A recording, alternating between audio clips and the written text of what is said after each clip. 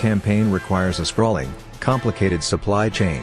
Fire enough missiles and drop enough bombs, which require a heavy investment in materials and chemicals, and there will come a point when the logistics trail starts to strain.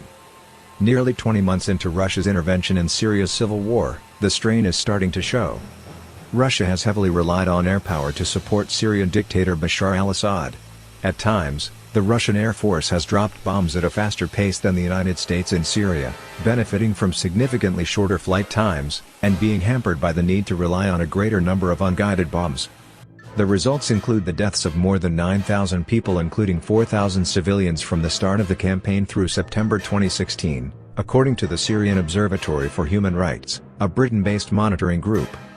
Every bomb contains chemicals, and every rocket requires a propellant to send it from a plane or helicopter's pylon or pod to the ground.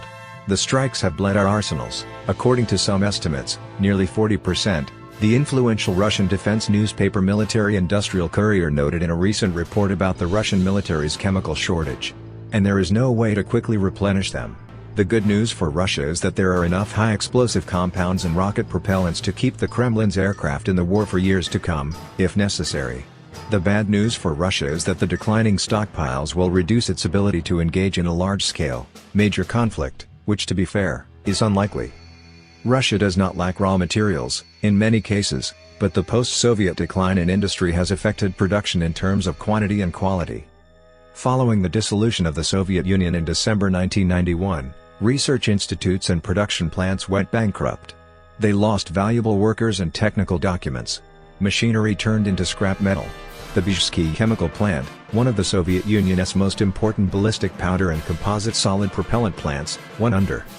Years of planning came to an abrupt halt. Russian plants currently manufacturing high-explosive chemicals have a poor safety record, while Russia faces a shortage of qualified engineers.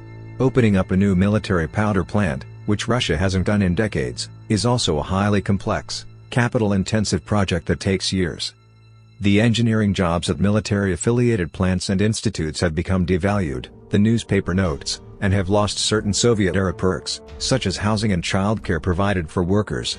More importantly, the Soviets relied on a centralized system which distributed graduates from universities into ready-made jobs.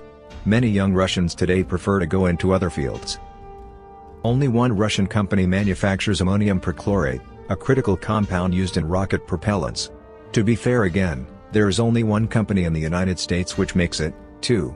However, the Russian firm, Anazit, is facing financial uncertainty, according to the newspaper. It's not going away, but without a steady supply of orders, plants must make costly trade-offs, such as delaying needed refurbishment and upgrades.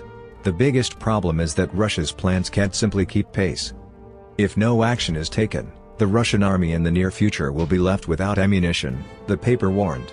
Tanks, ships, planes and helicopters will become a common means of transportation. That may be an exaggeration. And in the short term, no one can say Russia's air campaign isn't achieving results. It helped stabilize the Assad regime and push back the rebels which have fought for years to try and topple him, and Russia's presence in the country remains a major deterrent to a deeper American intervention. However, it's come at a cost to Russia's military, weakening it in this one important respect. But it's a short-term cost.